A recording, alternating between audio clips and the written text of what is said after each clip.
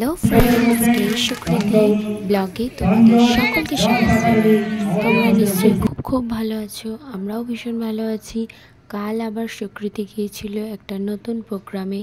সেটা ছিল কাটাখালের কামারটুলি বলে একটা জায়গা, যেখানে সন্ধ্যে 7টা থেকে সুকৃতিদের প্রোগ্রাম হওয়ার কথা ছিল, বাট ওটা কোনো কারণবশত 8টা নাগাদ প্রোগ্রামটা স্টার্ট হয়েছে। ওদের স্টেজটা সাজানো কমপ্লিট হয়নি।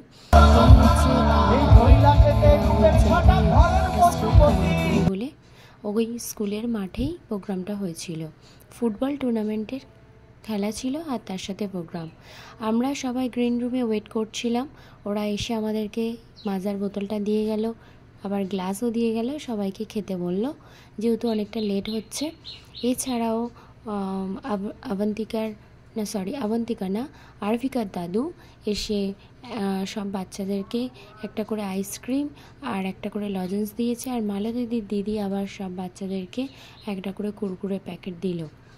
আমরা সবাই এই সব খাওয়া দাওয়া করছিলাম। তারপর আমাদের সুকৃতিদের 4টে টোটাল গানে প্রোগ্রাম করার কথা ছিল।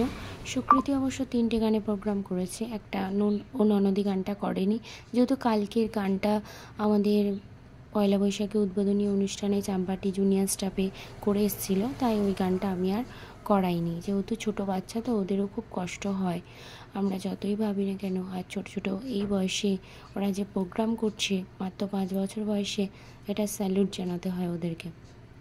আর স্টেজটাও খুব সুন্দরভাবে সাজিয়েছিল। ওখানকার মানুষজনদের ব্যবহারও ভীষণ ভালো, আমাদেরকে খুব ভালোবেসেছে।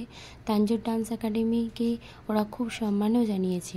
আর ছোট ছোট শিল্পীদেরকে খুব সুন্দরভাবে ওরা স্বাগত জানিয়েছে, তাদেরকে আদর আপ্যায়নও করেছে, কোনো তুলনা হয় না।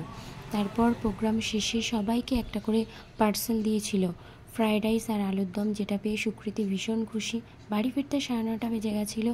সুকৃতি এসে খাওয়া স্টার্ট করে দিয়েছে। আর আমাদের মিনি ব্লগটা যদি ভালো লেগে থাকে তাহলে বন্ধুরা একটু লাইক শেয়ার করে দেবেন। আর দেখা হচ্ছে